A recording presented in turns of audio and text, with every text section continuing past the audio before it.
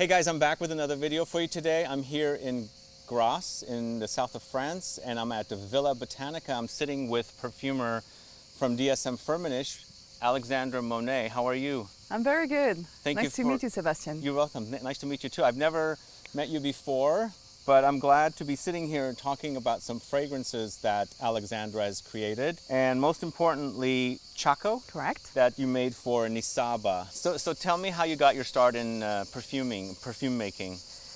I've always been sensitive to my sense of smell since I'm a kid, and I discovered that perfumer was a job I was 12. I grew up in the late 80s, early 90s, so at the time no internet. And one of my mother's friends told me that she saw a TV show, and they were talking about a school in Versailles called ISIPCA, and they were training for the perfume industry, for all the perfume jobs. And so I discovered it was a job, and since then I always wanted to become a perfumer. So then you learned about the industry at a young age. Were you like wearing perfume at that time, or were you more using your sense of smell for discovering plants and herbs and flowers and things like that? Actually, it was more in the fragrance. I was more interested in the fragrances. I was like some kind of a circus dog. I was able to recognize all the fragrances that my parents' friends were wearing. They were testing me all the time. Oh, wow. But you know, in the 80s, the fragrances were like poison, opium, very intense with strong characters. So it was maybe easier than it is today. Yeah, I see that. So did you decide at that time you wanted to go to perfume school? Yes. And so you went to ISIPCA, I assume? Yes, in Versailles 25 years ago. So it's been a while that you've been trained as a perfumer. Yes. How come I've not heard about you before?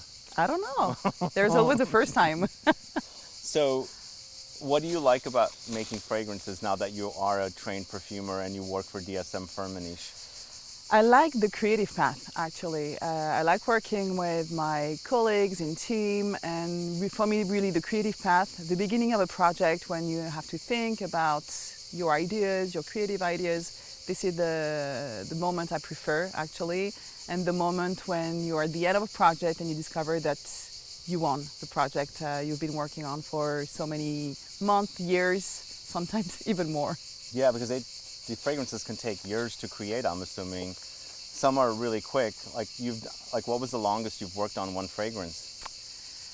There is a fragrance I'm still working on. It's been 6 years. Oh my God. And the project is not over. Oh my God, that's a long time. It is. Do you think it's ever going to come to life? I don't know. I will let you know. So what are your favorite ingredients to work with? I have many. I'm a spoiled perfumer, you know, working at DSM-Firmenich. We have an amazing palette. But I think one of my favorite ingredients might be patchouli. Ah, you're talking to the right man. Oh, really? I'm a patchouli lover. You're a patchouli guy? That's my #1 favorite note. Oh, for me as well. Wow. I mean, patchouli is amazing. Maybe it's because of the 80s fragrances you kind of grew up with, for right? Sure. And it works everywhere. I mean, from softener to shower gel and fine fragrance, it's really like a very democratic ingredient for me. I love it. I can't get enough of it. It's a very intoxicating smell. It is. So we're here at the Villa Botanica. Do you guys grow patchouli here? No, we don't. No, it's from Indonesia, right? It's from Indonesia, absolutely. What kind of ingredients are grown here that you might use in perfumes? You mean on the land? Yeah. The Villa Botanica? I mean, they grow... I saw some iris. Yes, they do. We have lavender, lavandin, jasmine, rose, many citrus as well, bergamot, lime, geranium. I mean, a lot of... There's a lot. Yes. This is actually a really beautiful space. I've been here once before, and I'm happy to be here again. And all due to the fact that Nissaba is doing the event here. So you created a fragrance for Nissaba called Chaco. Absolutely. Tell me a little bit about Chaco. So Chaco is connected to Paraguay. The concept with Nissaba was very interesting because Sébastien Tissot, the founder of Nissaba, came with the idea of giving to perfumers ingredients coming from a land. So I had the chance to work on Paraguay. So my kind of homework were to work with Petitgrain, Guaiac wood, and mate. This is a green citrus, woody, Actually, aromatic? it is a tea. Mate is tea, yeah. Yes, mate is tea, and I wanted to play with tea. I love tea in general. For me, tea is really iconic from the perfumery. But most of the time, it was always been played with a green tea. Of course, you have the green tea from Elisabeth Arden, the Bulgari as well, l'eau thé vert, and so tea is really iconic for perfumery. And I wanted to play here with the mate really as main ingredients, but playing with another way of doing with the tea, with more woods, more sensuality, with the Guaiac wood, and a little bit hint of Cologne effect with the Petitgrain. So the Petitgrain is coming from Paraguay? Petitgrain is coming from Paraguay. This is the extraction of the twigs and the leaves coming from the bitter orange tree. I love this note. So it's very connected to Cologne in general, like the classic Cologne, but when you play it with a tea accord, I mean, you can use the green facet and connect the green facet of the Petitgrain with the green facet of the tea. Okay. So what's the difference between mate and like traditional green tea? Mate is the leaves that grows in Paraguay. This is the leaves that the gaucho are drinking, and this is the quality of tea in South America. When I smell the difference, I get like with the mate, I get a bit of a grassy effect.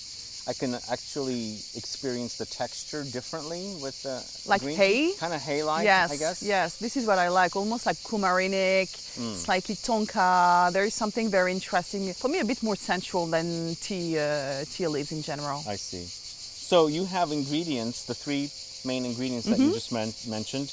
Can we smell them? Of course, of course. So let's start with the Petitgrain, maybe. Alrighty. I absolutely love the smell of Petitgrain. As a child, I used to pick the orange leaves and break them apart and see the oil come out of the middle.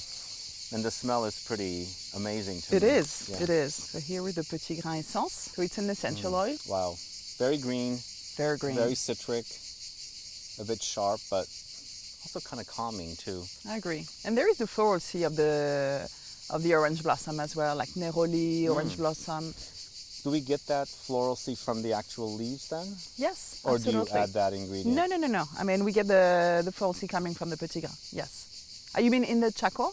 Oh no, in the actual oil of the No, it's really coming from the Petitgrain because you get the twigs, the leaves, and sometimes the little fruit that are not matured. So it's very complex.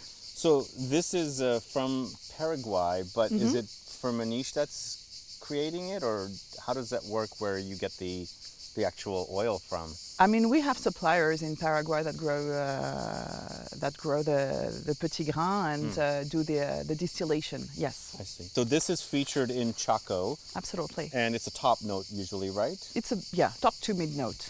Top to mid note. Top note. Yeah. Okay. Because it's very green, very sharp. So then we have the Guaiac wood, or is it the mate next? Let's smell the mate. Mate, okay. Because I would say the Guaiac wood is more like a dry down. Yeah. Mate is here, so you see it's slightly... Wow, the color is so deep. It is. I thought it would be green. No, I mean it's brown, but you don't use much actually, so it doesn't color the fragrance that much. Okay. You don't need much. Okay, very hay. Very hay. Wow. Almost tobacco as well. It's a bit tobacco-ish. I love that. Like tobacco leaves. Correct. Very interesting. And dried fruit as well. Wow. It's great to smell the raw material because This is not what you expected? No, not at all. It's not acting very much like tea to me. It does actually, because the dried tea leaves, you have this like hay, coumarin effect. Okay. And it also brings a lot of sensuality to the fragrance, but it plays more in the heart. Wow. It smells like dried up leaves to me. Yes. Yeah. Very interesting. So this together, that Petitgrain is so strong. It is. Compared. And we're experiencing the top notes here. So after a few minutes, Petitgrain is going to fade away. Very interesting. I love that. So tell me, why do people do the folding of the blotters? The blotters. Because when you fold the blotters and you put them on the table, they don't touch the table. So when you have sometimes, I mean, these ingredients are in alcohol, so they're very volatile. But sometimes when you have pure ingredients and they're like sticky or paste, or they can touch the table and then you can stain your table. And it's true, it's a reflex for people in this industry. It's really a reflex when you put a blotter on a table, most of the time you fold it. I see, okay. So let's talk about the third ingredient. which is the Guaiac wood. Yes. I don't pronounce it well, right? You say No, Guaiac no, wood? I think you said it in your French accent and I didn't understand it.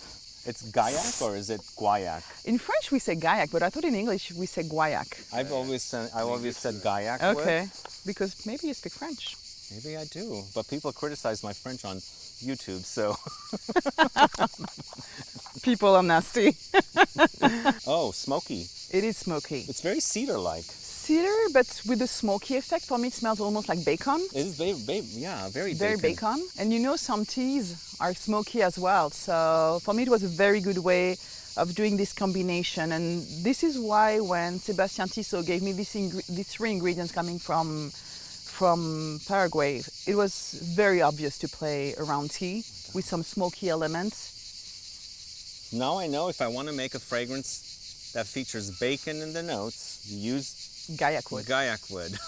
Wow, very bacony. So the three together, how are they working again? The greenness from the Petitgrain to Yes. the mate. Yes. And how is the mate connected with the Guaiac wood? With the Guaiac, I mean, it brings this softness, this sensuality, really the root of the fragrance, the base. It makes it very wide and sensual. And this is also, most of the time, you know, the tea fragrances can be very like volatile and fresh, and they don't last very long. But Chaco is a very long-lasting fragrance because of this two ingredient that plays really the root of the structure. So besides these three notes, I'm assuming the fragrance has other notes that are either publicized or not publicized. Of course. What other notes are we working with? You know, like a tea accord. This is what you learn at school, and this is, I mean, perfumery is cool, but then this is also how you create your fragrances. And like a tea accord for me is a top note of bergamot, very fresh, because this is also something we use to flavor the Earl Grey tea. So for most of people, it's connected to tea. Then you have like damascone and damascenone, which are molecules. They're connected to rose and to tea and tobacco as well. Then we have a ionone called ionone beta. And then you have the mate and some like more coumarin effect. And these are for me the key elements for tea structure. And then around this you build with like Hétion, with musk, with some other kind of woods. I also love using jasmine sambac in the tea fragrances because maybe you know in China they flavor the tea with jasmine. Yeah, so I've for had me, plenty. again, it's a very easy connection to do with the teas. Cool. So can we smell Chaco now? Of course. Now that we smelled the three primary ingredients. Absolutely. And when did this one launch? 2022. And what does Chaco mean? Chaco is is the biggest forest in Paraguay. Oh my God, this is so good. Very clean. So you get the freshness of the citrus on top, the bergamot, and of course the Petitgrain for the crisp green effect. So it's more tea here than it was with smelling the mate. Yes, absolutely, because at first you get the top notes. So you get all the citrus, the freshness coming from the bergamot, and there is a little lemon as well. So you get all the freshness, and then when it dries, you start to get more of the mate and the coumarin, the hay, tobacco effect, and in the dry down, the Guaiac wood is coming. That's actually gorgeous, very clean, and there's a soapy effect in here too. I think it's Is soapy. it the Petitgrain? I think so. Yeah. So Chaco, yeah, this is the first time I'm smelling it, but I think I got my nose on it when we went over the whole line when I first met Sebastian. So is there something else that you're creating for Nissaba? Not yet. Not yet. But the story's not over. So Sometime maybe in the future. absolutely. But you have done a few other fragrances that you were able to gather here we can talk about real quickly as well. Of 'cause course. I'm trying to learn about some of your creations. We've got a Kenzo here and we've got a Nina Ricci. Yes. Which one shall we talk about first? I mean, let's start with the Nina Ricci. Okay, it's a beautiful bottle. It's a very beautiful bottle. You know what we say in general is a fragrance smells even better in a beautiful bottle. Exactly. As a perfumer, you have absolutely no impact on the bottle, but when you discover the final product, and you discover that the bottle is that gorgeous. So we're dealing with white flowers, I'm assuming here. Absolutely, and a lot of patchouli as well. Okay. If you like patchouli, Something candied in here, sweet. there's a sweetness, absolutely, because it's really a tension between magnolia flower and patchouli and vanilla. Ah, okay. So we tried, this is the fragrance I've created in collaboration with Nathalie Lorson and Olivier Cresp, two master perfumers from DSM-Firmenich. And we wanted to have this florality coming from the magnolia and this sensuality coming from the white patchouli. We called it crème de patchouli, with this patchouli quality called patchouli prisma with vanilla and creamy elements. I've always wondered how it works working with not one perfumer, two perfumers. Like, does it work? Like, is it collaborative, or does one? How does that work? Tell me. I mean, it depends. I mean, there are as many stories as collaborations, I think. The work here with Nathalie and Olivier was really amazing. I mean, as a perfumer, working with these two talented master perfumers is really like a great opportunity. I learned a lot. And I mean, we were very collaborative, actually. We sat together at the time. I mean, we started working together in Paris, and then I've been transferred to New York. So there were the two perfumers based in Paris. I was in New York, so we had to exchange from the two sides of the ocean. Interesting. It was really an amazing moment for us. So that is launched already, I'm assuming. It is launched, yes. But I saw one with a different bottle. There was another bottle. Is Yes. that the same fragrance? This is the same fragrance because this one is the 50 milliliter, I think. The other bottle with the golden platter is the 100 milliliters or 80 milliliters. I'm not expert in milliliters. So they have two different bottles. Yes, they do. Wow. Very interesting. So let's talk about this Kenzo fragrance next. Yes, it's called Kenzo Ikebana. Another collaboration with another master perfumers of DSM-Firmenich.